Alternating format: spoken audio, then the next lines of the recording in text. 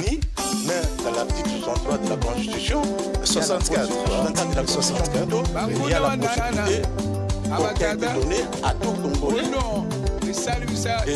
à faire en sorte de mettre hors état de nuire ces groupes d'individus qui niquent la trahison. Si nous ne le faisons pas, et c'est la faute de ceux qui font la faute, ou c'est la faute de nous qui ne... de ceux qui ne font rien. Voilà, c'est notre faute. Parce qu'il y a trop du mal de voir aujourd'hui les peuples congolais subir l'oppression.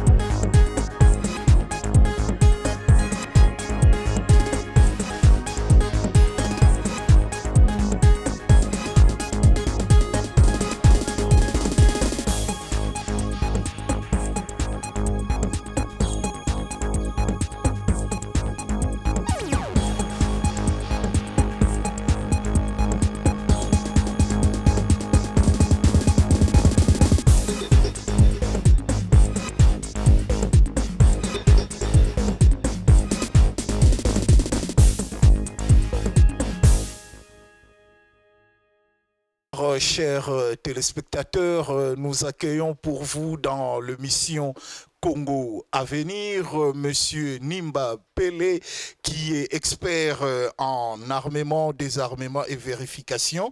Il aura l'occasion de vous dire davantage sur ce tout à l'heure. Donc, nous allons passer à la présentation. Il va se présenter tout seul, puis on va continuer avec notre émission. Oui. Bonjour Williams. Oui. Je remercie beaucoup Zion TV. Zion TV. Zion, ou bien Zion TV. Zion TV. Parce que vous savez, aujourd'hui, dans notre communauté et dans notre pays, il y a maintenant les choix des gens qui le veulent, qui les passent dans certains médias. Alors, les médias comme celui-ci est bien parce que ça donne la parole à tout le monde et aux plus démunis et à ceux qui n'ont pas la parole. Tout à fait. Donc c'est pour ça que je vous félicite et je vous remercie énormément et continuez comme ça, que Dieu vous donne toutes les bénédictions possibles pour que donc cette télévision aille de l'avant. Donc je vous remercie, comme c'est dit. Moi c'est Nimba Mpele de Mansele. Bon, ce n'est pas un nouveau nom en politique et dans la diaspora congolaise en France. Je suis connu, presque, je ne sais même pas comment me présenter, mais je suis moi. Vous êtes bien connu au Congo? Je suis bien connu au Congo, je suis un politique de la diaspora, mais qui a pignon sur terre au Congo. Donc, depuis 2006, je suis presque quasi permanent en République démocratique du Congo. 2006, j'ai participé aux élections. 2011, je suis y allé aussi. Pour le débat de la Constitution en 2006, j'ai demandé à ce qu'on vote oui, parce que j'étais contre le système de 1+5 qui n'avait pas d'avenir. Je disais que donc il faut qu'on vote oui. Pourquoi? Parce qu'on aura au moins des textes de référence sur lesquels on pourra quand même se référer en cas de soucis. La preuve en est qu'aujourd'hui, même ceux qui ne voulaient pas de la Constitution de 2006, aujourd'hui tout le monde s'en réfère. Il y a même des marches contre la modification. Donc je me réjouis d'avoir fait campagne de oui, parce qu'il fallait quand même qu'on commence quelque part. Ok, on verra tout ça tout à l'heure. Nous allons d'abord commencer par les questions qu'on vous a réservées pour aujourd'hui. Donc, vous êtes homme politique, c'est en tant que tel que nous vous accueillons aujourd'hui. Donc, vous connaissez bien la politique congolaise. Nous allons commencer par vous demander de nous faire un peu l'état de lieu de la situation politique de notre pays depuis l'indépendance jusqu'à ces jours, si vous en avez bien sûr l'occasion. Je crois que si on voudrait bien aller dans les détails de cet état de lieu, on va finir le temps de l'émission. Donc, en quelques mots. Les choses que nous savons est simple. Que avant l'indépendance, nos aînés ont espéré à un changement réel pour un Congo prospère. Mais aujourd'hui, plus de 50 ans après, on n'est pas encore arrivé. Pourquoi? Parce qu'il y a des choses. Des choses qui fait que donc aujourd'hui, le Congo n'avance pas. C'est la poursuite des intérêts égoïstes des dirigeants politiques au détriment de la majorité des peuples congolais qui croupissent dans la misère. Voilà les grands problèmes qu'on peut résumer. L'état de lieu du Congo, c'est catastrophique. Ça n'a pas avancé, ça a piétiné depuis 1960, l'année de notre indépendance.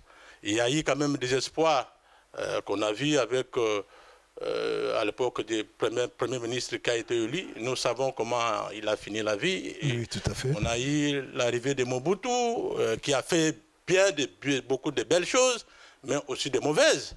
Mais que les changements attendus, quand on a dit que Mobutu devait partir, les changements attendus avec Laurent Kabila, et qui a essayé aussi de marquer ses empreintes, ça n'a pas été pour longtemps.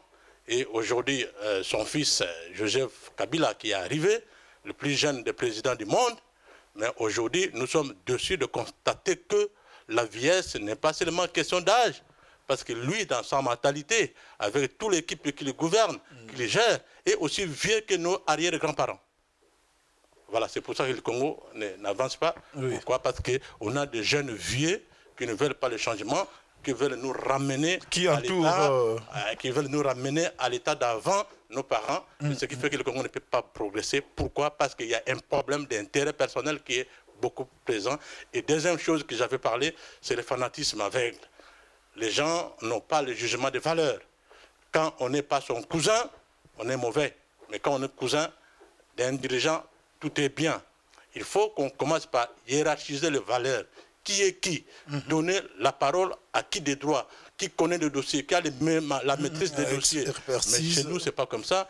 Un jour, c'est plutôt le clientélisme. Clientélisme, fanatisme et tribalisme, tout ça. La passion aveugle. Et au niveau d'hommes politiques, c'est pareil. Voilà, oui, je sais que sur ce, vous avez beaucoup à redire sur cet état des choses, mais on va rapidement passer à la prochaine question, de savoir votre parcours politique. Bah, écoutez, je suis un vieux loup dans la politique. Hein, et imaginez que, figurez-vous que donc, je n'ai pas commencé la politique aujourd'hui. J'avais encore 18 ans. Je venais de rentrer à l'université de Kinshasa en polytechnique. Hein. Et à l'époque, on a fait la manifestation contre le pouvoir de Mobutu parce qu'on voulait quand même, on commençait déjà à voir comment le pays est en train de se plonger à l'époque déjà. Et les manifestations qu'on avait faites... Vous avez senti le mal venir. Voilà. Les manifestations qu'on avait faites, malheureusement... ça avait mal tourné et le régime de l'époque avait fermé les universités. Il avait laissé seulement 2 facultés, médecine et pharmacie. Ben, moi, j'étais en polytechnique et on a failli passer à Kotakoli et depuis, je n'ai plus eu l'inscription au niveau du pays. Je suis allé au Congo-Brazzaville pour une année à l'université Marien Ngouabi. Après, je suis venu en France où j'ai terminé toutes mes études. Alors, voilà le premier engagement que je peux dire que je suis un homme engagé en politique, c'était à cette année-là, en 1982. Voilà, donc depuis là jusqu'aujourd'hui... Vous avez évolué dans des partis politiques? J'ai évolué dans les partis politiques. Quand je suis arrivé en France, il n'y avait pas beaucoup de partis politiques. Il y avait le MLC de Lumumba, mais c'était interdit en France à l'époque. Ah, d'accord. Et donc, mais on faisait des réunions avec Daniel Mayele à Bruxelles. Et après, comme c'est un parti qui était en train de dormir, et puis l'IDPS est venu avec le mouvement, ils sont venus me chercher, et je suis rentré dans l'IDPS où j'ai terminé jusqu'à l'arrivée de Joseph Kabila de Laurent Kabila en 1996. C'est moi le vice-président de l'IDPS Île-de-France, président sectionnel de l'IDPS Île-de-France. Et après...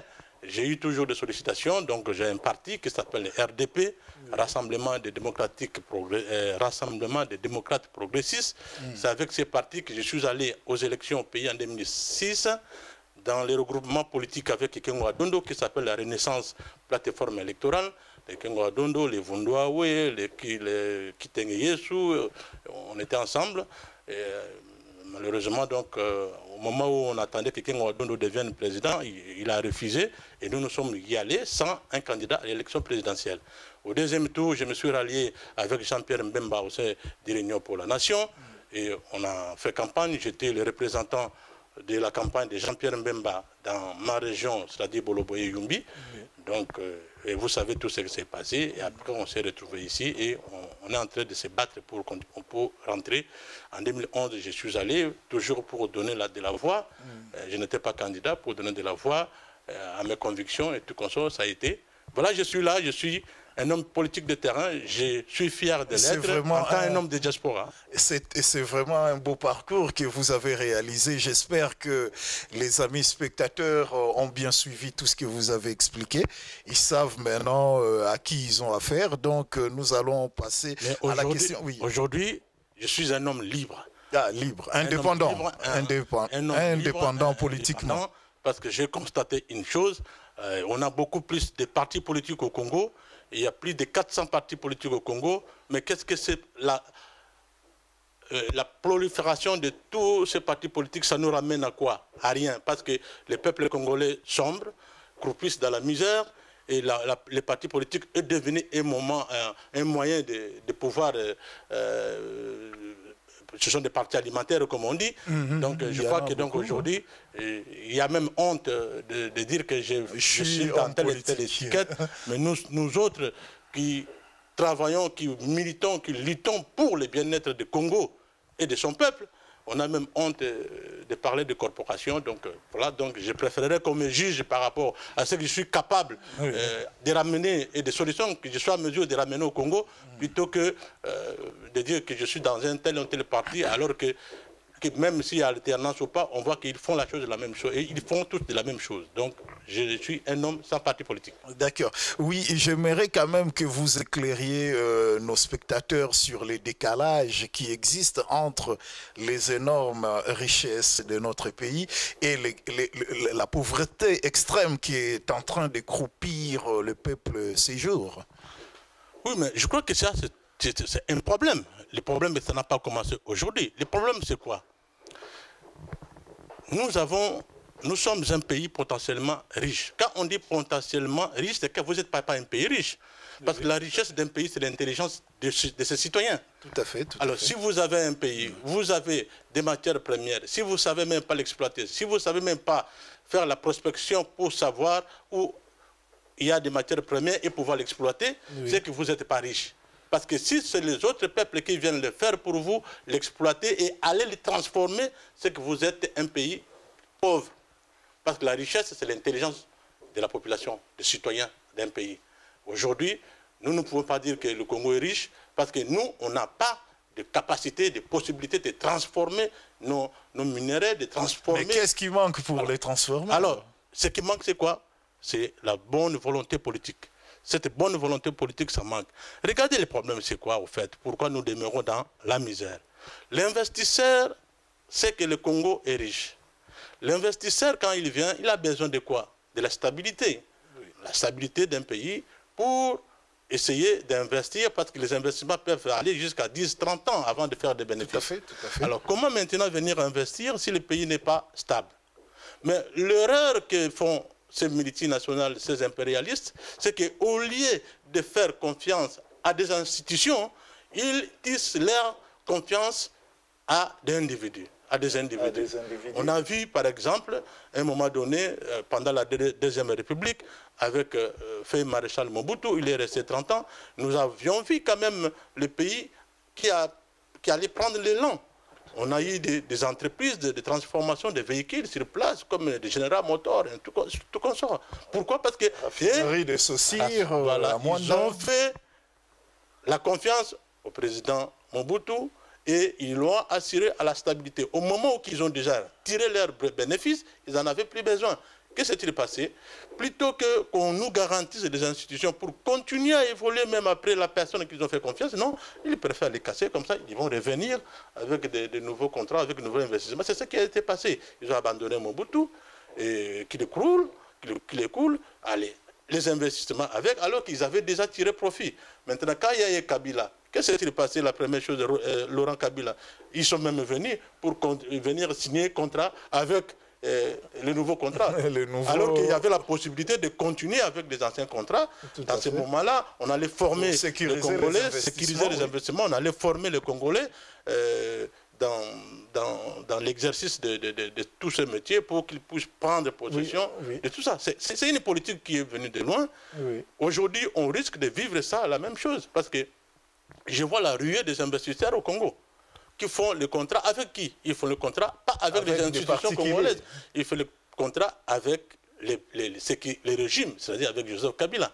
Et dans ces cas, pour moi, ça représente encore un danger pour l'avenir de notre pays.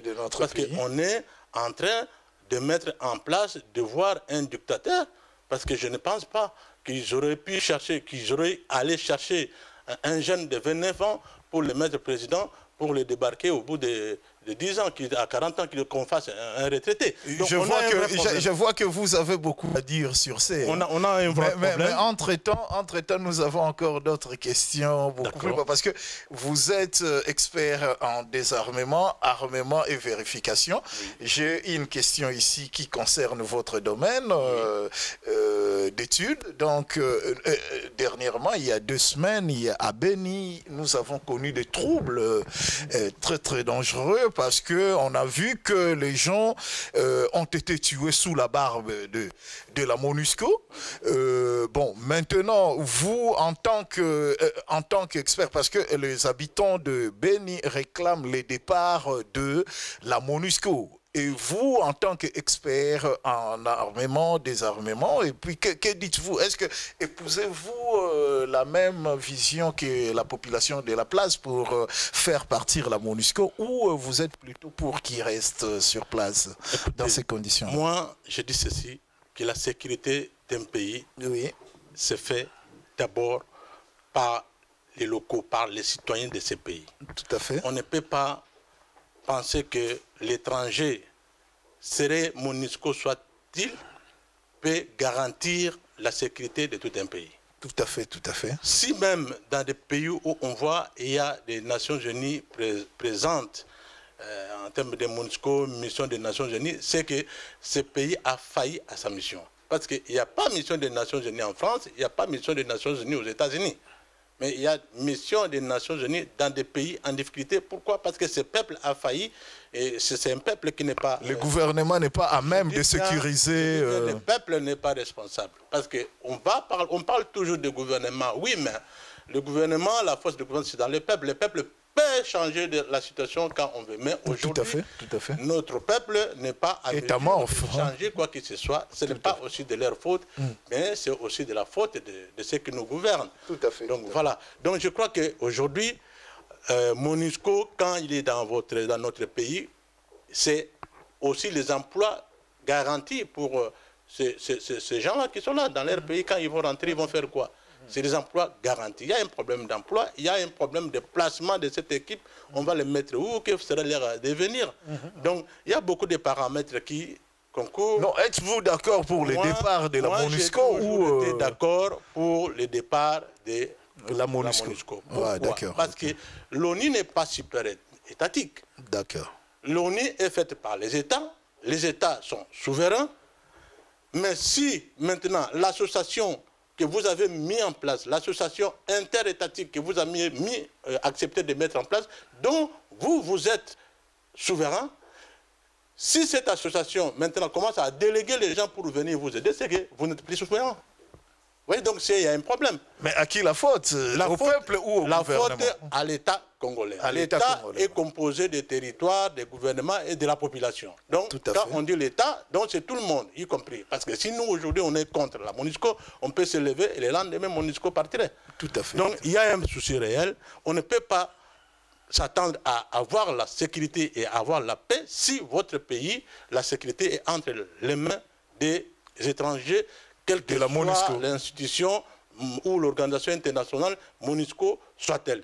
La sécurité d'un pays, c'est entre les fils du pays. Tout à fait. S'il y a une guerre à faire, cette mais guerre... on voit ceux qui tentent, comme des Mamadou, des Mboudjamabé, qui tentent un peu de ramener le calme, sont tués par après. Bon, on ne sait pas par qui. Le problème est que... C'est quoi vraiment... C'est quoi le problème? On rejoint ce que moi j'ai dit. Oui. Il y a les fils du pays qui tentent de sécuriser, ils sont tués après. Il y a ceux qui trouvent les comptes dans la situation des déserts du Congo. Il y a beaucoup de trafics illicites entre le Congo et le Rwanda, oui. Et même ceux des MONUSCO qui sont là-bas. À un moment donné, quand on était à l'époque où je faisais la conférence sur les problèmes sur Laurent Kunda, on a entendu les gens des MONUSCO dire que non Kunda, non business. Vous voyez, donc il y a beaucoup de choses. Donc il y a beaucoup d'intérêts qui sont là. Donc moi je pense que... Donc le Kunda a été remplacé par d'autres, quoi. Mais la business continue, ça prospère. Depuis 1996, depuis l'agression de 1996, c'est un programme qui a été établi. J'ai eu le temps d'en parler plusieurs fois dans des conférences ici et ailleurs. Tout à fait. Et ça ne fait que continuer. Et après les RCD, etc., RCD, CNDP, et ça continue. M23, après, M24, M46, et tout comme ça viendra. Donc, voilà. C'est une même situation qui continuera, mais il faudrait qu'à un moment donné que nous nous... Mais qui est à la base de cette situation? Ce n'est pas quand même des gens, des extraterrestres. Il y a des gens qui sont responsables de cette situation. Le responsable, c'est nous les Congolais qui ne sommes pas à mesure... De quels Congolais s'agit-il? Je dis nous les Congolais qui ne sommes pas à mesure... Mais vous ne voulez pas nommer, vous ne voulez pas nommer ceux qui sont responsables de ça. On ne peut pas nommer, je parle de l'État. L'État est composé... Je suis d'accord avec vous. L'État est composé d'un territoire dont les frontières sont reconnues, d'un gouvernement qui gère et de la population.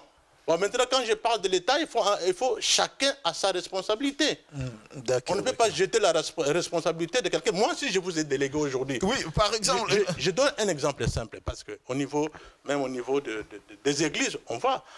Il y a cette église, on a délégué un pasteur qui se ferait que le pasteur a commis des erreurs, le comité des églises s'assoit pour faire partie des pasteurs. Mais c'est la même chose comme au pays, ça devait faire comme ça. Mais quand je dis la responsabilité, c'est la responsabilité plus ou moins collective sur cela.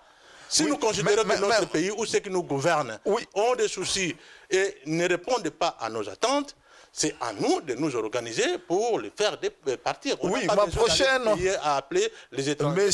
Monsieur Nimba, excusez-moi. Notre guerre est la nôtre. Excusez-moi, monsieur Nimba, parce que ma question s'est prolongée sur l'autre question qui est très édifiante de ce que vous venez d'expliquer, parce que nous avons vu dernièrement les gouvernements nier la présence de l'armée ougandaise en RDC pendant que toute la communauté internationale cité comme de RFI dire que oui, on a bien constaté la présence de l'armée ougandaise. Quand ceux qui sont chargés de faire la sécurité du pays sont en train de nier qu'il y ait des forces négatives dans le pays, mais où va-t-on? Parce que vous dites que c'est la responsabilité de tous les Congolais, mais ceux qui sont vraiment les premiers à sécuriser le pays, il nie que il y a la présence de troupes étrangères. Bon, alors, écoutez, le problème est simple. Dans tout ça? Le problème est simple.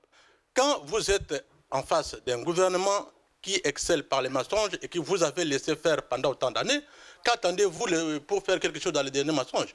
Vous allez toujours accepter. C'est pour ça, c'est là où je dis que la responsabilité est aussi de la masse populaire qui ne sait pas revendiquer les droits, qui ne sait pas dire non. Il y a aussi cette responsabilité. Parce que si vous êtes en face d'un gouvernement, vous avez des preuves que donc, effectivement, il y a l'ennemi qui est rentré dans le pays et que le gouvernement nie, mais dans l'article 63 de la Constitution, 64 de la Constitution plutôt, oui. Il y a la possibilité qui a été donnée à tout Congolais de faire en sorte de mettre hors état de nuire ces groupes d'individus qui nient que... de la trahison. Mais si nous ne le faisons pas, et c'est la faute de ceux qui font la faute, ou c'est la faute de nous qui ne... De ceux qui ne font rien. Ben voilà, c'est notre faute. Parce qu'il y a trop du mal de voir aujourd'hui le peuple congolais subir l'oppression. Ce qui est grave pour moi, ce n'est pas l'oppression, mais c'est de voir... L'acceptation de l'oppression. L'immobilisme, l'inaction l'absence de réaction de ceux qui en subissent. Voilà. Oui, mais tout ça, nous avons des hommes politiques, vos pères sur place, qui devaient normalement dire la vérité à la population. Ils ne disent pas la vérité. Mais écoutez, ils contribuent à accompagner la vérité, tous ces... La vérité est une. Si vous cherchez la vérité, vous la trouvez. Si vous considérez que vous êtes bien dans la vérité qui vous a été donnée, c'est bon. Alors, le plus important, c'est avoir les capacités propre d'analyse. Le problème est que nous, la plupart des Congolais, font leur analyse par procuration. Ça dit quoi? Qu'est-ce qu'a dit les États-Unis? Ah, les États-Unis a dit comme ça. Qu'est-ce qu'a dit RFI? RFI a dit comme ça. Voilà, et ça commence à parler. Est-ce que toi, Congolais, qu'est-ce que toi... C'est ça le mal congolais aussi. Quelle est ton analyse par rapport à la situation du pays? Quelles sont tes conclusions? Et quelles sont les conséquences que tu mériterais tirer par rapport à ça? Tout à fait. Nous, on ne fait pas ça. C'est pour ça qu'on revient sur les problèmes de responsabilité collective. On est quand même des pères de famille, on est quand même des responsables, des intellectuels. Mais maintenant, pourquoi nous ne pouvons pas analyser la situation qui est la nôtre et attendre que ce soit les autres qui analysent et après que nous, on commence à dire... On s'empare. Que RFI avait dit. Mais non. C'est notre situation. Nous vécons cette situation, faisons notre analyse, tirons des conclusions et à partir de ces conclusions, donner des solutions. Oui. Ce que nous ne faisons pas. Mais quelle serait la solution adéquate par rapport à tous ces mensonges institués au niveau du sommet de l'État? Bon, écoutez, le problème est que dans l'article de la Constitution, il y a le problème qu'on parle de trahison. Parce que si le gouvernement ment dans des choses... Mais les partis politiques se rendent compte que le gouvernement a trahi, mais ils continuent à être avec eux, à essayer de les cajoler, de les caresser au sens des poils. Alors dans ces cas, donc, c'est ça ils n'ont pas l'assurance, ils n'ont pas de preuves qu'ils ont menti, parce qu'ils avaient les preuves, ils allaient... Non, mais quand même, quelque chose, concernant d'ailleurs le nombre de morts depuis les temps 96, nous avons des documentations. Hein. Tout ce que nous disons est documenté par des différents rapports, que ce soit des ONG locales, que ce soit des ONG internationales, que ce soit l'ONU, tout est documenté. Et puis l'homme politique congolais qui se dit opposant connaît tout ça, mais vous dites qu'il y a la trahison et puis face à la trahison, les gens ne disent rien, ils accompagnent la trahison. Écoutez, moi je dis ça le problème. Il y a les partis politiques qui sont des partis politiques institutionnels. Il y a les partis politiques extra-parlementaires. Mais moi, les problèmes, comme j'ai parlé tout à l'heure, je dis que donc, je ne suis pas quelqu'un qu'on peut parler des partis politiques parce que je ne vois rien. C'est pour ça que je m'adresse à la population. Je m'adresse directement à la population. Oui, parce que c'est la population qui peut s'organiser face à des situations, de trahison difficiles qu'ils rencontrent et qu'ils voient et de pouvoir s'organiser pour dire non à tout cela. Je ne peux pas dire aux partis politiques, parce qu'il y a des partis politiques qui mangent comme ceux qui sont au pouvoir. Écoute, ce sont des partis politiques qui veulent d'abord garantir leur ventre. Donc, et moi, en tant que peuple, le plus bas du peuple congolais, est-ce que je mange? Est-ce que j'ai le ventre qui est gonflé? Mais non. Donc, je dois être préoccupé par ce qui se passe au niveau de mon pays et me lever pour dire que non, je ne peux plus accepter cela. Parce que celui qui souffre, c'est moi. Mais c'est dommage que la personne qui souffre le plus ne soit pas celle qui essaye de se lever pour dire non. C'est ça le problème. Le problème est là. Et attendre. Vous savez bien que ceux qui sont dans l'opposition, ils n'ont rien envie avec ceux qui sont au pouvoir parce qu'ils sont tous dans le système. Et ils mangent dans la même assiette. Alors maintenant, nous, la base, la masse populaire, nous n'avons rien. Nous n'avons rien. Et maintenant, qu'est-ce qui nous manque de réclamer nos droits? Rien. Et on peut dire comme ça pendant plus de 50 ans. Bon, on a les armes en face, hein. On a quand même des armes, des grosses machines. Au Congo, il n'y a pas autant d'armes que les hommes. Il n'y a pas autant d'armes que les hommes. Si on met une balle par homme, les balles finiront, les hommes resteront. Donc, il ne faut pas parler de problème d'âme. Et ne me dites pas que parce qu'on ne fait rien qu'on ne meurt pas. On meurt. Il y a les enlèvements tous les jours, il y a les assassinats tous les jours. Des maladies, tout ça. Des maladies. Donc nous ne sommes pas en paix. Il n'y a pas la sécurité. Au Congo, il n'y a pas la sécurité de la vie. On peut sortir le matin et on rentre, on se retrouve, au lieu de rentrer chez soi, tu te retrouves à la mort. De gauche à droite. Voilà, donc on n'est pas en sécurité. Il y a des morts partout. On ne peut pas craindre que je ne fais pas ceci parce que je vais mourir, parce que tu souffres déjà de ce que tu crains. Donc le mieux, c'est de faire quelque chose pour un changement. Mais vous savez qu'il y a beaucoup d'hommes politiques durables. Oui, mais vous savez qu'il y a beaucoup d'hommes politiques congolais qui sont enfermés. Coutinho, qui vient de sortir, Diomi, Mokia qui fait les allers-retours, tout ça, pour avoir dit des choses telles que vous. Parce que la situation est un peu différente. Cette situation, nous la connaissons. Des choses cette ici situation, nous la connaissons. Et Coutinho, Mokia ne sont aujourd'hui ne sont pas aujourd'hui rien dans l'histoire politique du Congo. Et ce sont des références. Il y a beaucoup qui se réfèrent à Coutinho, qui se réfèrent à Mokia, qui se réfèrent à Diomi et beaucoup tant d'autres, à Armand Tungulu et beaucoup tant d'autres. Il y a beaucoup qui se réfèrent. On fait l'action pour la nation, c'est pour que ça puisse rester. Même si la personne qui l'a commencé n'a pas obtenu gain de cause. On prend l'exemple des États-Unis. Martin Luther King en a payé la vie. Les Malcolm X ils ont payé la vie. Mais aujourd'hui, les années après, leur lutte a payé. Donc, c'est pour dire que la conscience est là. La conscience est là. Moi, je suis dans la politique depuis très longtemps. Je sais que la conscience est là. Tous ceux qui ont pu faire quelque chose de bien pour le Congo, si ce n'est pas la masse, même si ce n'est pas la masse, il y a un groupe quelque part qui s'en réfère. Et c'est plus important. Ne pensez pas parce que, vous savez, nous avons un gouvernement, nous avons des dirigeants qui arrivent, qui essayent de banaliser l'histoire et de faire en sorte comme si l'histoire n'a pas existé, que le Congo n'a pas existé et que le Congo existerait maintenant avec eux.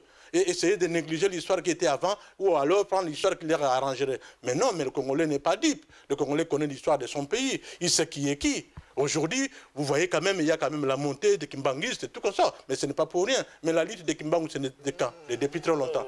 Voilà. Donc, il y a les problèmes de Lumumba, il y a des problèmes de gens qui sont décédés avant nous. Donc, je crois que donc il y a quand même l'éveil. À un moment donné, ça viendra. Et ce n'est pas le même jour qu'on va y arriver, mais ça arrivera. Oui, M. Nimba, je pense que nos téléspectateurs ont bien compris parfaitement tout ce que vous venez d'expliquer. Je vous rappelle que vous suivez Zion TV, vous êtes de plus en plus nombreux, essayez de rester fidèles à votre chaîne. Nous poursuivons avec nos questions. Nous allons poser la question de savoir, parce que le pays vient de connaître une énième concertation qui a accouché du souris, et puis il continue encore avec une autre concertation en vue. Êtes-vous prêt à participer à cette énième concertation qui est en vue là? Moi, je suis un homme politique de la non-violence. Je suis un homme politique légaliste. Je suis conscient que notre pays, le Congo, a des problèmes. Quelle est la solution? Souhaiterez-vous que ces problèmes soient résolus si ce n'est pas sur la base de dialogue entre les Congolais, de consultations entre les Congolais, et pourquoi pas mettre en place commission réconciliation et vérité? Parce qu'il s'est passé beaucoup de choses au Congo. Il s'est passé beaucoup de choses, même après l'arrivée de Laurent Kabila. Nous devrons quand même mettre en place commission vérité et réconciliation. On doit savoir, par exemple, pourquoi aujourd'hui on a perdu 5 millions de Congolais. On doit savoir pourquoi Laurent Désiré Kabila a été tué. On doit savoir pourquoi le pays est en guerre, des crises récurrentes depuis. Oui. On doit savoir tout ça, il y a beaucoup de choses. Parce que ce sont des gens qui sont décédés et ce sont des problèmes, ce sont des plaies qui restent avec des cicatrices indélébiles. Même si on ne pourra pas les penser, nous avons vu, il va falloir que nous y arriverons. Les concertations c'est bien pour résoudre le problème. Moi, je pense que nous devons mettre en place commission Mais il y en avait déjà au sortir de 1+4 de Sun City. Oui, il y en avait au sortir de Sun City. Il y en au sortir de Sun City, il n'y a pas eu la mise en place de commissions. Il y en avait. Comme moi, je le souhaite. Il y avait même un pasteur qui était chef de cette commission-là. On appelait ça les sévères. Hein. Mais ça a couché d'une souris. Aujourd'hui, après, il y a eu beaucoup de choses. Oui. Et après cette concertation, après Sun City, il y a eu encore beaucoup de choses. Il y a eu des armes. Pourquoi Jean-Pierre Mbemba en prison? Pourquoi ceci? Pourquoi cela? Il y a beaucoup de choses qui se font et qui nécessitent que nous, les peuples congolais, s'asseyent sur une table et dire la vérité, déterminer des responsabilités et mettre fin à l'impunité et punir ceux qui sont les coupables. C'est de cette façon-là que nous allons avancer. Mais tant que nous disons que... Voyez-vous la volonté de parvenir à une telle commission? Ce n'est pas une volonté, ça doit être une obligation. Parce qu'on ne peut pas faire semblant de dire qu'il y a la cohésion nationale alors que vous savez qu'il n'y en a pas la cohésion nationale. Tout à fait. Vous êtes sorti de la concertation nationale. Oui, ben moi, je suis toujours d'accord pour le dialogue. J'ai milité pour qu'il y ait concertation nationale. Simplement pourquoi? Parce que je considère que mon pays a un problème. Et si ce n'est pas entre les Congolais qu'on essayerait de trouver des solutions par rapport à nos problèmes, ça sera entre qui? Il faut que nos problèmes soient toujours résolus par les étrangers. Mais non, je suis... Quelles que soient les difficultés, quels que soient les problèmes, moi, je suis d'accord pour qu'il y ait des consultations, pour qu'il y ait des dialogues entre les Congolais à chaque fois que cela sera nécessaire. Oui, j'espère que nos amis spectateurs ont bien compris tout ce que vous venez d'expliquer. Entre-temps, nous savons que l'actualité politique en RDC est dominée par la question de la révision constitutionnelle. Bon, ce que je voulais savoir, est-ce que un quelconque changement ou une révision constitutionnelle peut-il aider à faire développer notre pays? Est-ce qu'avec les textes qu'on a ici, ce n'est pas adapté pour le développement d'un pays ou ça nécessite encore un changement pour que... Non, mais monsieur le journaliste, je crois que là, on a un petit souci parce que le développement d'un pays n'a rien à voir avec sa constitution. La Constitution... Non, parce que c'est ça qui organise la cité quand même. Hein. La Constitution est, comme on dit, le chemin directeur sur lequel doit évoluer la République. C'est-à-dire c'est une identité d'une République. Tout à fait. Voilà. Alors maintenant, il y a des lois qui peuvent permettre pour orienter l'économie, ceci, cela, pour le développement du pays. Oui. Alors, la Constitution du pays... Il n'y a pas une constitution qui est statique. Toutes les constitutions peuvent être modifiables et adaptées par rapport à la situation, par rapport au moment. Quand on fait des constitutions et qu'on donne la possibilité... Non, parce que quand une constitution est taillée sur mesure pour entretenir une dictature, je ne pense pas qu'un pays peut se développer dans ces conditions-là. C'est de ça que je parle. Non, moi je dis ceci que même dans des pays de dictature, on voit le développement. La Chine est en train de développer, ce n'est pas la démocratie. Donc, non, mais la Chine ne peut pas être un pays démocratique. C'est pas... La Chine n'est pas un pays démocratique quand même. Non, mais de quel développement il s'agit? Moi, je veux seulement faire part des choses entre la liaison que vous faites. Non, mais moi, vous faites sur le développement par rapport à l'organisation de la cité. Justement, mais je parle par rapport au développement et par rapport à la Constitution. Mais si la cité n'est pas bien organisée, comment voulez-vous qu'il y ait développement? Ce n'est pas la Constitution qui organise la cité. Ce sont les lois du pays qui organisent la cité selon la situation qui se présente. La Constitution est... Dans la dictature, vous pensez que dans la dictature... Il n'a pas été dit quelque part dans notre constitution qu'il y a la dictature. Ça, c'est un premier point. Moi, je pense que donc, moi, en 2006, j'ai défendu la constitution. Pourquoi? Comme je disais, il y avait un système 1+5... Bon, pour faire simple, pensez-vous qu'avec la modification de la constitution actuelle, ça peut aider à ce que le pays se développe? Parce que là, le pays est encore dans le gouffre. Alors, moi, je comprends votre souci. Oui. Ce que je veux seulement dire est simple. Il n'est pas interdit, aucun article de la Constitution interdit la modification de la Constitution. Oui. Mais quand l'article 198 donne la possibilité de modifier la Constitution. Et d'ailleurs, il n'y a aucune Constitution qui est modifiable. La Constitution doit s'adapter à l'évolution et au temps. Oui, mais que répondez-vous à ceux qui disent qu'on ne change pas les règles de jeu pendant la course? Je suis en train de parler. C'est ça le problème. Je suis en train d'expliquer. Donc, le problème est que nous parlons, mais nous n'avons pas les yeux dans les textes. Il faut aller dans les textes. Moi, je ne peux pas décider de ces problèmes par rapport à mon vouloir. Il faut que j'aille dans les textes. Qu'est-ce que dit le texte? L'article 198 donne la possibilité de modifier la Constitution. OK. Donc, c'est que ça a été prévu. On peut modifier la Constitution. Oui, je vais dire, non, parce qu'il y a beaucoup d'ambiguïté, parce qu'on a vu... Il n'y a pas d'ambiguïté, laissez-moi parler. Parce qu'on a vu, par exemple, non, je vais vous citer un exemple qui peut vous éclairer, parce qu'on a vu, on a vu au Sénégal, Abdoulaye Wade a modifié la Constitution, mais on lui a dit que vous modifiez la Constitution, c'est bien bon, mais ça ne va pas s'appliquer à vous, ça va s'appliquer à la prochaine République qui arrive après vous. C'est ça, oui. Non, c'est ce qui a dit dans quel texte? Oui, mais vous n'avez pas... Aujourd'hui, vous allez fouiller dans les textes du Sénégal, voir que l'article tel, ils ont dit à Wade ceci. Mais non, voilà. Alors, c'est pour ça que je dis qu'on ne peut pas parler de choses comme ça. Il faut aller dans les concrets. Je suis un homme politique, je suis intellectuel. Quand j'interviens, je tiens compte de tout ça.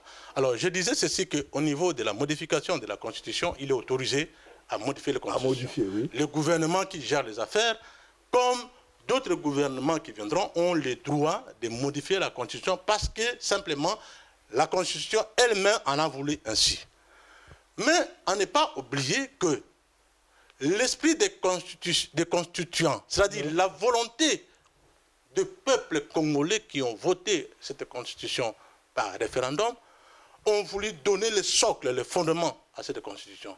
Et ce socle-là, qu'on ne peut pas toucher, c'est l'article 222. Tout à fait. 220. Ouais, je suis d'accord avec vous. Maintenant, si quiconque viendrait pour dire que moi, je vais toucher à cet article, il est contre la République, à moins qu'on nous dise qu'ils veulent changer de République. Mais maintenant, si, après avoir lu notre Constitution, si on veut modifier cette Constitution et changer la République, c'est pour revenir à la dictature. Parce que je ne vois pas ce qu'ils pourront donner mieux par rapport à ce qui est de la Constitution. C'est pour ça que je dis que... Oui, parce que dans le préambule, c'est marqué, c'est pour mettre fin c'est pour ça que je dis que à la crise de à la modification de la Constitution, tout à fait. Non à la modification des articles qui ont été verrouillés, notamment l'article 220. On peut modifier, parce que c'est autorisé par la loi, on ne peut pas modifier ces articles parce que c'est interdit par la même Constitution. C'est clair. Ouais, moi, je ne vois pas là où il y a les débats. Non, je suis d'accord avec depuis très longtemps. Je suis d'accord avec vous. Oui, merci pour cette précision. J'espère que nos amis téléspectateurs ont suivi avec beaucoup d'intérêt votre éclairage sur ces points. Bon, donc nous allons passer à la seconde question. Notre seconde question concerne beaucoup plus la partie économique du pays parce que c'est aussi le tissu économique qui est un peu en lambeaux. On va essayer de vous demander de savoir, aviez-vous aujourd'hui l'idée exacte de qui détient le pouvoir dans la Banque centrale du Congo? Qui donne les ordres de décaisser le gouverneur central de la Banque centrale, c'est un Congolais. C'est un Congolais, voilà. Oui. Mais quand on va parler du réel pouvoir nous n'avons pas ni pouvoir politique, on n'est pas indépendant politiquement et économiquement, on le sait depuis très longtemps. Depuis les indépendances, c'est-à-dire la fin des occupations belges, nous ne sommes pas, le Congo n'est pas indépendant ni politiquement ni économiquement. Pourquoi? Parce que quand il y a le dirigeant qu'on nous impose, ce n'est pas les Congolais qui les choisissent. Quand dans l'économie, les choix qu'ils font, ce n'est pas les Congolais qui les choisissent. Je vais donner des exemples qu'on dit que donc nous avons un problème.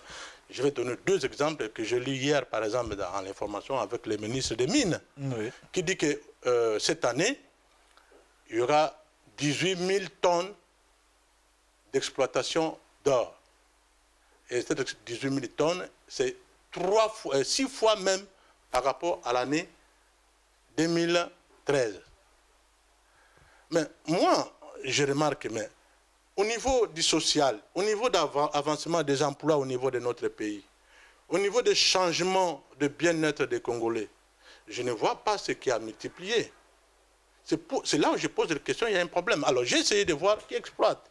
Il y a des sociétés, une d'origine sud-africaine, et l'autre d'origine... Malta Forest, voilà. Tout ça. Alors, mais maintenant, quand ils exploitent, quand il y a l'augmentation, mais nous devons voir au Congo les usines de transformation de nos minéraux, de or. Il n'y a aucune joaillerie là-bas. Alors, cela veut dire que c'est l'exploitation brute qu'on exporte. Et ça va nous rapporter à quoi? À pas grand-chose. Donc, c'est pour cela les ministres se vantent que, c'est vrai, l'exploitation a augmenté. Oui, ça fait des entrées, mais par rapport à l'avenir des Congolais, par rapport à l'avenir social des Congolais, qu'est-ce qui a changé? Rien. Je vais donner un autre exemple, toujours d'actualité. Mais est-ce que toutes ces transactions-là sont repérées dans les trésors publics? Oui, je crois qu'aujourd'hui c'est repéré, mais le problème est que, est-ce qu'on a juste besoin d'exploiter, c'est-à-dire transformer... Je dirais même aller recueillir, aller récolter les minéraux et les faire partir, ou on a besoin que nous puissions être à mesure de transformer nos minéraux. S'il n'y a pas de transformation de matières premières, il n'y a pas de développement. Ah, d'accord, d'accord. Il n'y a pas de développement. Oui. Un pays qui ne fait qu'exporter ses matières brutes ne sera pas jamais développé. Pour qu'un pays dise que je vais développer, il faut voir que voilà, il y a telle usine de transformation, il y a une telle usine de ce qui fait ceci. Tant qu'il n'y a pas, à commencer par les bois, on n'a même pas une grande usine qui fait le bois, on exporte nos bois bruts. Donc ne vous attendez pas au développement. Oui, mais quand le gouvernement annonce la croissance à des chiffres, ça vous dit quoi? Ça vous dit quoi? Mais c'est normal, quand vous avez exploité l'année dernière 6 tonnes, et quand vous exploitez l'année prochaine 4 tonnes, mais ça a augmenté d'autant, mais c'est la croissance. Oui. Parce qu'il y a les revenus qui rentrent et tout, ça fait partie de la croissance, dans l'activité. Parce que la croissance, c'est quoi? C'est ce que vous avez fait antérieurement, que vous allez déduire de ce que la différence avec ce que vous avez fait actuellement. Et par rapport à ça, vous trouvez si c'est moins ou plus. C'est simple. Tout à fait. Alors maintenant, si on exploite beaucoup, il y a la croissance, cela ne voudrait pas dire seulement que cette croissance se traduit par... répercute directement dans la société et sur l'assiette des Congolais. Est-ce que vous pensez que le goudron peut se transformer en salade dans l'assiette des Congolais? Mais non. Donc, voilà les problèmes qu'on a aujourd'hui. On peut faire des modernités, tout comme ça. Tant que dans l'assiette des Congolais, le goudron ne se transforme pas en salade, rien n'a été fait dans les sociétés des Congolais, dans le bien-être du peuple congolais. Je voulais donner encore un autre exemple par rapport à ce qu'il y a en train de parler. Un peu rapidement. Pour Inga. Vous savez qu'il y a un problème, un projet de Inga 3. Il y a un problème de Inga 3. Quel est le contrat avec les Sud-Africains? Ils vont mettre en place Inga 3. C'est vrai. C'est en joint venture avec public et privé, dont l'Afrique du Sud, l'État sud-africain, l'État congolais et d'autres privés dedans, pour mettre en œuvre la réalisation de Inga 3. C'est-à-dire, à la fin des premières phases de cette réalisation, l'Afrique du Sud devrait utiliser 70% de l'énergie qui serait produite. Wow. Il y aura à peu près 4800 MW, dont 2500 et quelques ira à l'Afrique du Sud, alors que le Congo a déjà moins. Pendant combien d'années comme ça? Bon, ils misent après pendant 10 ans pour voir comment ça va évoluer, mais bon, écoutez, mais 10 ans aussi, c'est avec la durée de Kabila au pouvoir, c'est peut-être les 10 ans qu'on compte lui prolonger jusqu'à sa mort. Voilà. C'est pour dire que donc, nous avons un problème. Et maintenant, il faut attendre la deuxième phase du reste, là, pour que maintenant le Congo prenne 70 pour que Sud-Afrique... Mais ils traitent avec Kabila ou ils traitent avec les pays? Kabila représente le Congo. Quand ils ont traité avec Kabila, ils ont traité avec le Congo. Oui, mais Kabila n'est pas éternel, il doit partir parce qu'il est déjà justement, au bout de ces deux... Le problème est que ce traité a été ratifié par le Parlement. Donc, à partir de là, ce n'est plus l'affaire de Kabila. Ah oui, d'accord.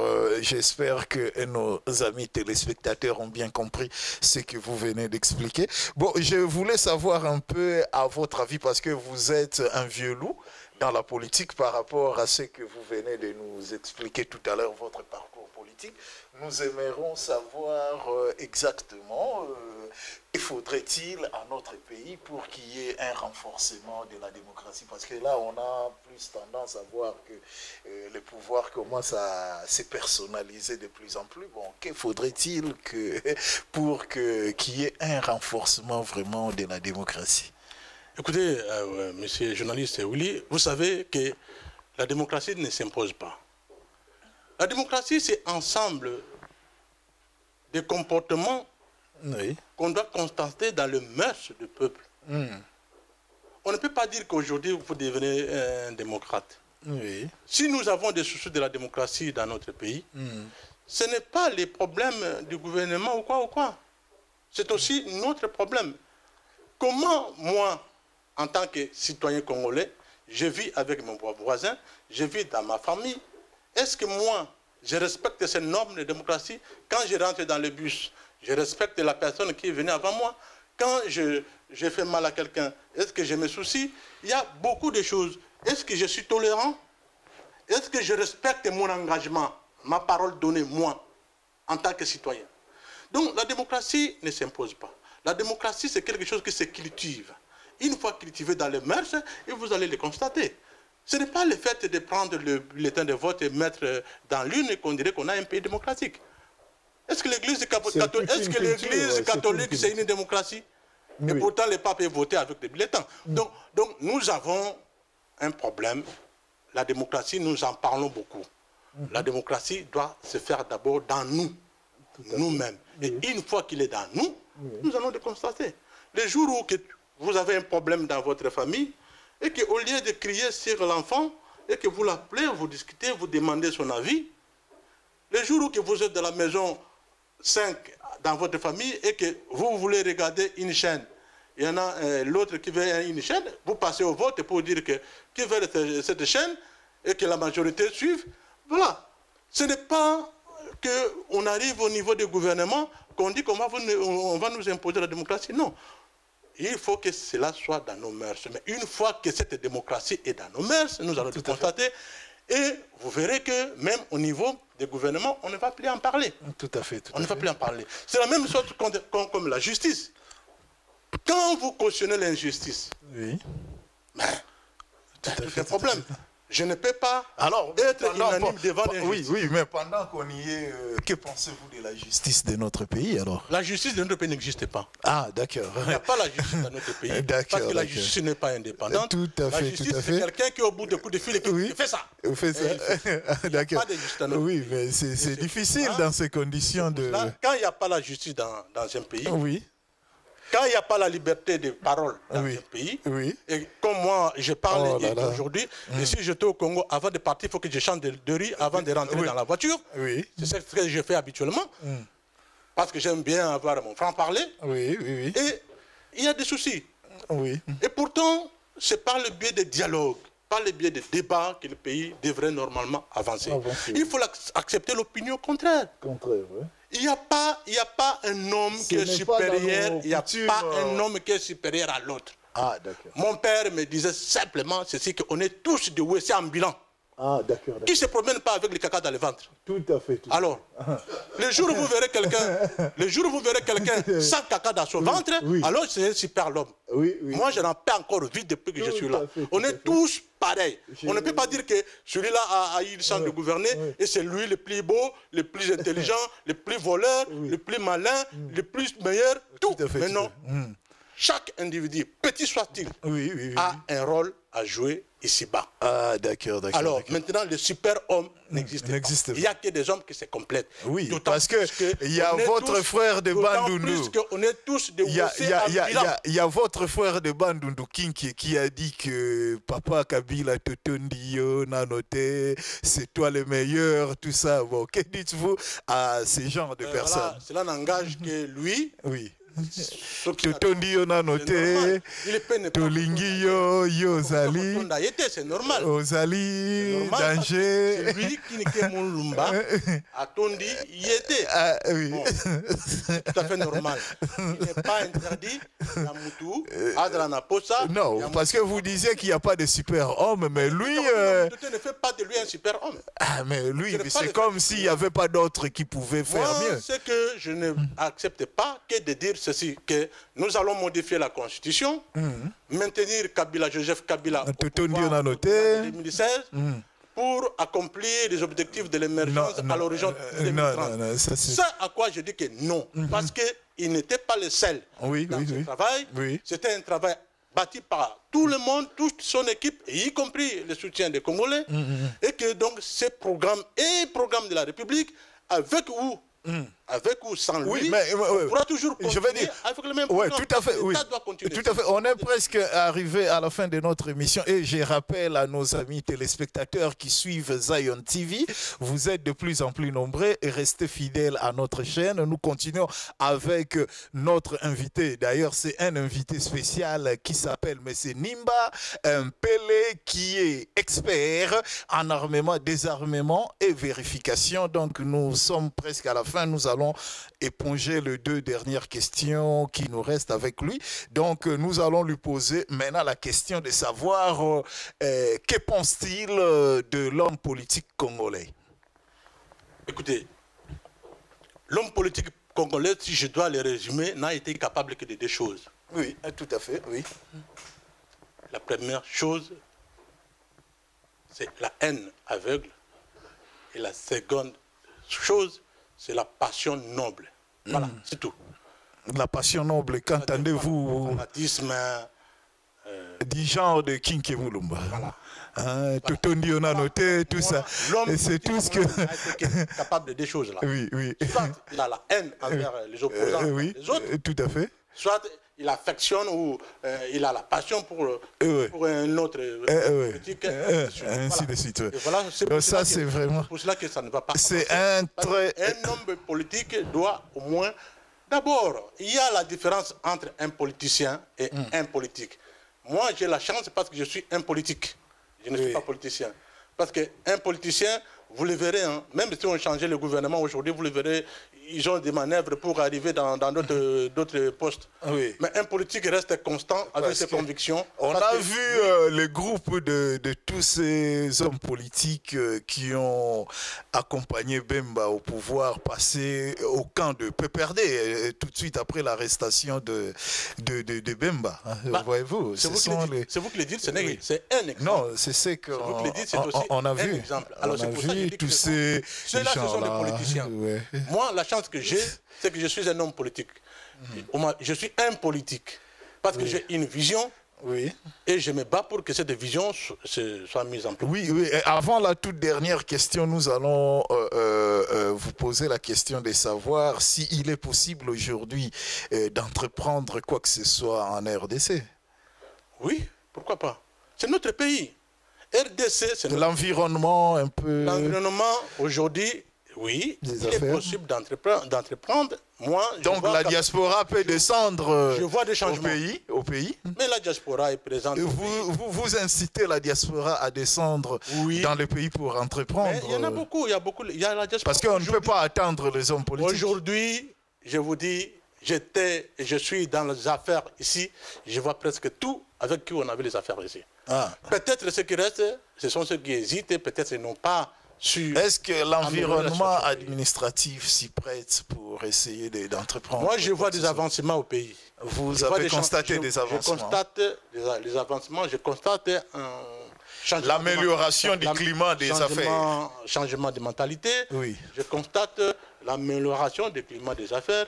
Je constate de belles initiatives qui sont en train de prendre par le gouvernement pour aider aussi les investisseurs congolais. Tout à fait. Je constate des signes qui sont là. Ça, c'est vrai, il faut le reconnaître. Parce que moi, je suis un Congolais. Je vois ceux qui gouvernent. Ils ont leurs fautes. Mais quand ils essayent de faire au mieux, il faut aussi le dire. Je constate vraiment des signes positifs. J'étais au pays depuis très longtemps. Figurez-vous, hein, depuis 1999, je suis permanent là-bas. Donc, c'est pour dire que je vois les changements. Et on ne peut pas dire qu'aujourd'hui, la diaspora ne peut pas dire qu'elle n'a pas sa place au Congo. Non, parce que presque tout, surtout ceux qui étaient en France, on ne cite pas les noms, ils sont là-bas. Ils ont trouvé leur compte. Il faut avoir l'idée, il faut avoir un projet, essayer d'aller pour faire ce projet. En tout cas, il y a la possibilité d'avoir les soutiens de ceux qui sont en place si le projet est a un avenir. D'accord. Oui, nous sommes vraiment arrivés à la fin de notre émission. Mais moi, comme je vais pour la politique, ce n'est pas la même vision, donc je suis encore sur... Oui, ok. D'accord, oui. Nous sommes vraiment arrivés à la fin de notre émission. Vous avez éclairé la lanterne du peuple congolais avec toutes les questions qu'on vous a posées. Ils ont compris votre vision des choses. En tout cas, j'espère que le peuple vous saurez gré par rapport à tout ça. Nous allons vous poser vraiment la toute dernière question pour finir. Donc, quel bilan pouvez-vous faire de la présidence de Joseph Kabila de 2001 à ce jour pour que nous arrêtons, nous bouclons la boucle? Bon, ok. Vous savez, depuis 2001, il y a eu beaucoup de changements. Il y a eu beaucoup de choses positives. Il y a eu beaucoup aussi de choses négatives. Mais si on met dans la balance, je dirais que le bilan est négatif. Ah, d'accord. Le bilan est négatif parce que depuis 2001, l'assiette du Congolais, c'est-à-dire le pouvoir d'achat n'a pas évolué, alors que c'est le plus important. Je pense que c'était la question des priorités. Parce que quand on gouverne ou dans un pays, c'est comme si on est dans nos maisons. Il peut y arriver, vous avez 10 euros, mais vous avez besoin de ceci, vous avez besoin de cela, vous avez des enfants, et à ce moment-là, vous vous asseyez pour définir les priorités. Quelles sont les priorités par rapport à ce que moi j'ai? Ce qui a manqué jusque-là au Congo, notamment dans le régime en place, c'est de définir quelles sont les attentes des Congolais, quelles sont les priorités des Congolais pour qu'ils puissent aller dans ce sens-là. Ce qui n'a pas été le cas parce qu'avant, tout ce qu'ils ont fait, ils l'ont fait pour mener des actions ostentatoires pour leur pub. C'est-à-dire pour leur pub.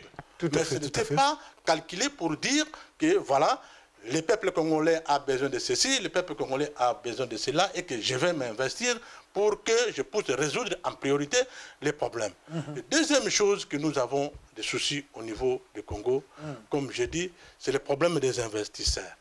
Vous savez,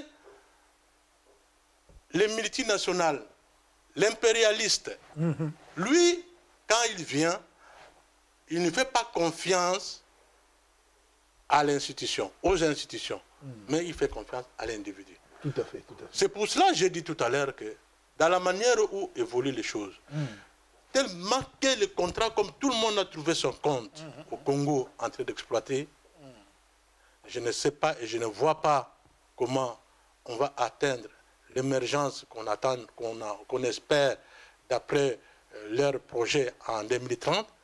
Mais si les investisseurs investissent pour récupérer rapidement leur argent pendant le temps du règne, le plus rapidement possible, des dirigeants avec qui ils ont signé dans ces cas, ils ne travaillent pas dans la durée. Oui, tout à fait. Ils ne travaillent pas dans la durée. Donc, ce qui fait que cela signifie que l'avenir économique de notre pays reste à désirer.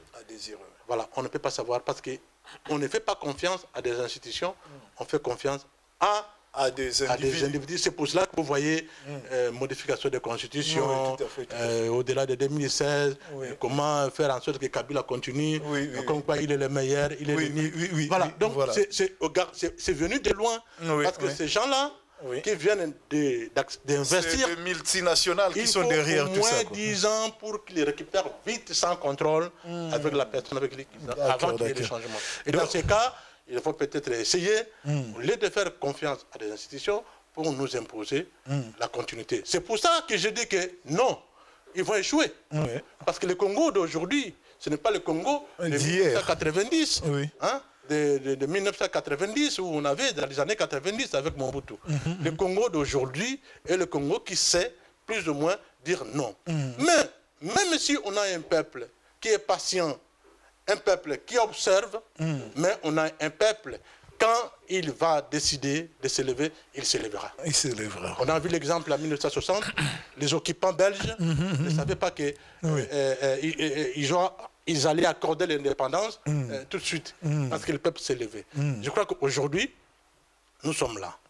Nous avons voté la Constitution pour assurer l'alternance, gage de la paix de la stabilité des institutions de notre pays. Tout à fait. Je suis contre tout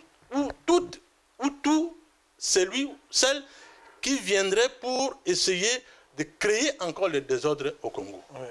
Moi, je vais seulement dire quelque chose. Et c'est pour cela qu'on parle de ça aujourd'hui, parce qu'on a un souci. Les choses sont claires. Vous savez qu'en 2011, il y a eu une modification de la Constitution avant d'aller aux élections. Tout à fait. Et une année après, Bouchab a publié son livre qui a lancé le débat sur la deuxième modification dont on est en train de parler. Tout à fait. Qu'est-ce qui a changé pendant une année là qu'il n'aurait pas pu dire avant la modification de la Constitution de 2011. C'est pour cela que nous disons qu'il y a un problème, c'est un complot qu'ils ont monté, c'est une stratégie qu'ils ont montée pour en arriver là. Parce que s'il avait des préoccupations qu'ils sont en train de dire aujourd'hui, il aurait pu le dire en 2011 et qu'on la fasse une fois pour toutes. Voilà. Alors, soit en 2011, ils n'étaient pas prêts. Non, ça c'est... Soit en 2011, ils n'étaient pas prêts, vu l'opposition, vu ceci. Mais aujourd'hui, peut-être qu'il se trouve que donc ils se sont renforcés en armement, parce qu'on voit quand même des escortes d'armes aller, sans même que les chefs d'état-major soient au courant. Et on voit des va-et-vient, on voit que le président Joseph Kabila est en train d'asseoir son pouvoir. On le voit pourquoi? Parce que les opposants sont emprisonnés. Aujourd'hui, Etienne Tshisekedi, qui faisait peut-être peur, il est presque fini, parce que et au pays qui est l'opposant qui peut se lever, Kamere. Kabila avec Kabila, il se rigole. Voilà. Donc, je pense que Jean-Pierre Mbemba n'était pas là. La voix a été balayée, les Mbouissanyamou ici, tout le monde qui sont partis. Aujourd'hui, je pense que nous irons. Oui, mais apparemment, vous minimisez. Non, attendez-moi finir. L'erreur qu'on est en train de faire, c'est que quand un peuple veut le changement, ce n'est pas la tête de quelques dirigeants qui vont faire en sorte qu'il y aille vers le changement. Le peuple congolais, quand il va se lever au-delà de 2016, si les choses ne vont pas selon la Constitution, malheur, et c'est ce que je ne souhaiterais pas, parce que je ne voudrais pas qu'on replonge encore comme on était avant, qu'on essaie de partir. C'est pour ça que je dis que Kabila, Kabila, le pouvoir rend sourd et aveugle, tu le sais. La tête haute, qu'il arrête de tenir compte, de suivre ceux-là, conseillers, qui l'entourent. Parce qu'il doit savoir une chose. Les mouches qui ont trouvé caca ne diront jamais le mal de la personne qui a posé caca. Tout à fait. Tout à fait. J'espère que vous avez bien compris. C'est que monsieur... il est entouré de mouches. Parce que Kabila leur a posé caca. Tout à fait. Mange avec ses caca. Tout à fait. Jamais le mal de celui qui a posé le caca. Oui, vous avez bien compris. Donc, le problème. Alors, à ce moment-là, il faudrait que la personne qui a posé caca essaie de savoir, est-ce que ces mouches-là tout à fait. sont vraiment pour moi? Est-ce que je ne peux pas essayer de voir ceux qui n'en ont pas mangé pour savoir de quoi ils pensent de moi? Tout à fait, Je viens de dire qu'il parte la tête haute. Il a la possibilité de devenir en 2023, c'est-à-dire faire passer le mandat. Ce qu'on ne veut pas, c'est 2 mandats consécutifs. Ne chamboulez pas la Constitution. Il est encore jeune. Comme il est le meilleur de tous les Congolais en tant que président, donc il pourrait toujours avoir ses chances de revenir. Donc, qu'on assure l'alternance. Tout à fait. Qu'il y ait le respect de la Constitution. Que les articles 220 qui ont été verrouillés qui ne soient pas touchés. On ne doit pas chercher à replonger le Congo dans des crises. Le peuple a déjà beaucoup souffert. Voilà. Donc, le peuple congolais a beaucoup souffert. Vous avez compris, chers amis téléspectateurs. Nous avons été très édifiés par les éclairages de monsieur Nimba Pele, qui est expert en armement, désarmement et vérification, qui a eu la gentillesse de venir nous rendre visite dans le studio. Restez de plus en plus nombreux à suivre Zion TV. Nous allons vous revoir dans la prochaine édition de notre numéro de l'émission Congo à venir la semaine prochaine. Sur ces, nous vous remercions. Nous allons aussi remercier remercier Monsieur Nimba Pele que nous allons, un grand homme politique congolais que nous avons eu le plaisir d'accueillir sur notre studio. Donc, il reviendra pour d'autres éclairages parce que la situation de la RDC oblige qu'ils reviennent sur ces plateaux, sur ces rester tranquilles et bien en paix de notre Seigneur Jésus-Christ. Chez vous, merci, au revoir. Merci beaucoup.